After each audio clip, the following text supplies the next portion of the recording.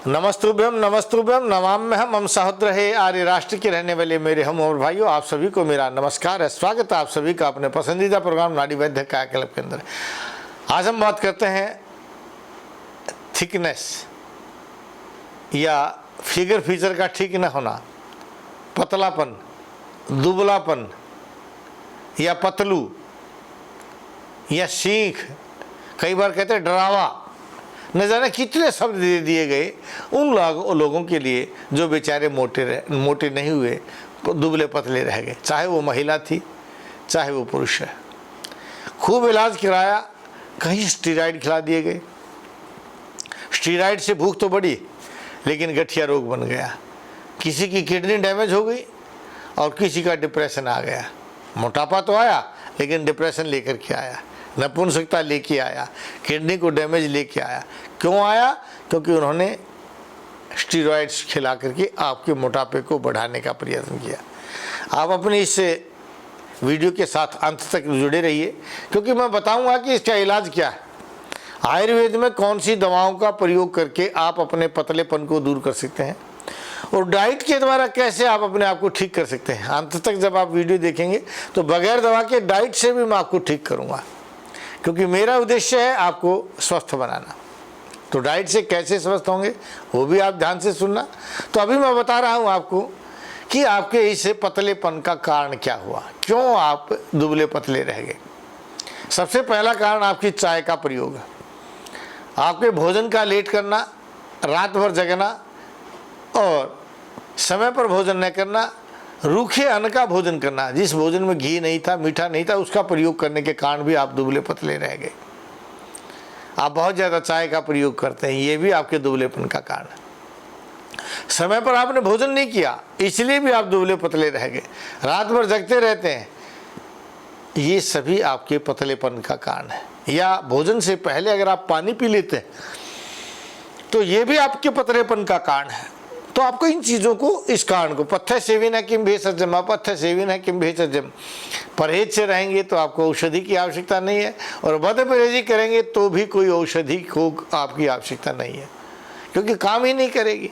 इसलिए ये कारण है, आप इनको दूर कीजिए। जब कारण दूर करेंगे तो अपने आप ये कारण जब दूर हो जाएगा, तो ये मैंने आपको बताया है कि पतलेपन का कारण क्या था, क्यों हम पतले दुबले रह गए। कई बार पेट में कीड़े होने से भी आदमी दुबला पतला रह जाता है। और उस कीड़े की पहचान क्या है? अगर आपके पेट में कीड़ा बन गया और वो कीड़े के कारण आपकी खुराक शरीर में नहीं लग रही और आपका शरीर पतला होता जा रहा है, सूखते जा रहे हैं, क्योंकि आप काम तो कर रहे हैं लेकिन जो खुराक अंदर आनी चाहिए थी वो खुराक नहीं जा रही है। जब खुराक अंदर नहीं जाएगी तो हम पतले हो जाएंगे। उसकी पहचान क्या है कि कहीं कीड़ा तो नहीं है। कई बार पेट में दर्द होता है, जब भूखे होते हैं तो आग सी लगी रहती है। कई बार भूखा रहने से पेट में दर्द हो जाता है।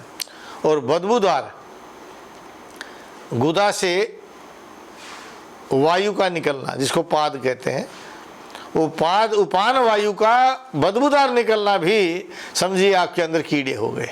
या मुंह से राल आना, या दांतों का खिटखिटाना, रात में सोते सोते पेशाब कर देना, ये सभी आपके पेट में कीड़ों के कारण है और कीड़े के कारण पतलापन हो जाता है। तो देखिए, मैं अभी आपको बता रहा हूँ कि इलाज क्या है इसे। ये तो बहुत सुन लिया कि इलाज पतला क्यों रह गया। जब पतले हो गए हैं तो अब इलाज की बात करते हैं कि इलाज क्या होगा इस पतलेपन का। तो सनेन मधुरम आहारम अमृत तुल्यम वर्तते, जिस भोजन में घी होता है, मीठा होता है, उसको अमृत कहा गया है। आप घी दूध का प्रयोग कीजिए और समय पर भोजन कर लीजिए।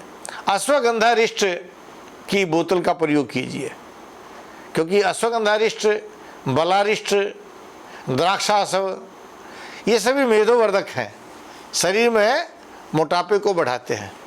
ये नहीं कि आपके अंदर कब बढ़ाएंगे, ये मांस धातु का निर्माण करते हैं। लेकिन किसी भी खेत में बीज बोने से पहले खेत का तैयार करना बहुत ज़रूरी है। शरीर में आंतों की सफाई के लिए, इंटेस्टाइन की सफाई के लिए गर्मी का कम करना बहुत ज़रूरी है। तो उस गर्मी को पित्त विरेचना, दस्त लगा करके दूर कर दीजिए। उस दस्त के लिए हमने वैदिक कटोर का निर्माण किया है। या फिर आप बादाम का तेल रात को दूध में प्रयोग कर लीजिए, उससे भी आपका हो जाएगा। या आयुर्वेदिक कर चूर्ण का प्रयोग करके पेट को साफ कर लीजिए, या कास्टर ऑयल अरंड का तेल दूध में डाल करके पी लीजिए। क्योंकि ये सभी अलग अलग मैंने जो योग बताए हैं ये प्रकृति के अनुसार है कि आपकी वातज प्रकृति है, पित्तज है या कफज प्रकृति है, उसके अनुसार आप अपने पेट को साफ कर लीजिए और इन दवाओं का प्रयोग कर लीजिए। नहीं तो जो रसायन बनाया है जरारोग्य मृत्यु नाशा है नश्यते वो रसो मत है, जिस रस का प्रयोग करने से, जिस औषध का प्रयोग करने से हमारी सभी धातुओं का निर्माण सही रूप से होता, आप उसका प्रयोग कर लीजिए। उनका प्रयोग करने से आपके शरीर के अंदर ताकत आ जाएगी। तो अब बात करते हैं हम डाइट की, क्योंकि दवा हम नहीं खाना चाहते, थक चुके हैं, परेशान हो चुके हैं। तो ऐसी अवस्था में हमें भोजन पर ही अपने मोटापे को बढ़ाने का प्रयत्न करना चाहिए। तो भोजन में बहुत से लोग चावल का प्रयोग करते हैं, कहते हैं जी चावल से मोटा नहीं होता। अगर आप तले हुए चावलों का प्रयोग करेंगे, छौंक लगा करके, तड़का लगा करके, तो ये चावल आपको मोटा करेगा, पतला करेगा, मोटा करेगा। अगर आप चावल को नमकीन चावल बना लिए तो उसमें तड़का लगाया, उसका प्रयोग करते हैं, यानी तड़का लगाकर जब चावल का प्रयोग किया जाता तो मोटापे को पैदा करता है। लेकिन यही अगर मोटे रोगी बगैर छौंके चावल का प्रयोग करते पानी में उबालकर, तो ये उनको पतला भी करता है। तो चावल का प्रयोग करके भी आप मोटापा बढ़ा सकते हैं। या बासी रोटी, रात की रोटी पर घी लगा करके रख दीजिए, सुबह उठते उस बासी रोटी का प्रयोग कर दीजिए, आपकी सेहत बनती चली जाएगी। भोजन के बीच में पानी पिया करो। दोपहर के समय में बादाम सुबह भिगो दीजिए और दोपहर में बादाम का दूध घोंट करके पी जाइए। उससे आपका वेट बढ़ता चला जाएगा, शरीर सौष्ठव का निर्माण होता चला जाएगा और शक्ति का निर्माण होगा। बहुत से लोग सुबह सुबह इसका प्रयोग करते हैं, बादाम का दूध। कभी भी फल, फ्रूट, जूस, दूध हमें खाली पेट नहीं लेना चाहिए। एक बार अन्न का प्रयोग करके दिन भर आप चाहे कितने ड्राई फ्रूट्स का प्रयोग कीजिए, दूध का प्रयोग कीजिए, कभी आपको तो पतलापन नहीं आएगा। गच्छामि पुनर्मिलनाय जा रहा हूँ दोबारा मिलने के लिए, इन्हीं भाव के साथ कि आप स्वस्थ रहें, अपने परिवारजनों को स्वस्थ रखें, भारतवर्ष को स्वस्थ रखें। जय भारत, जय भारती।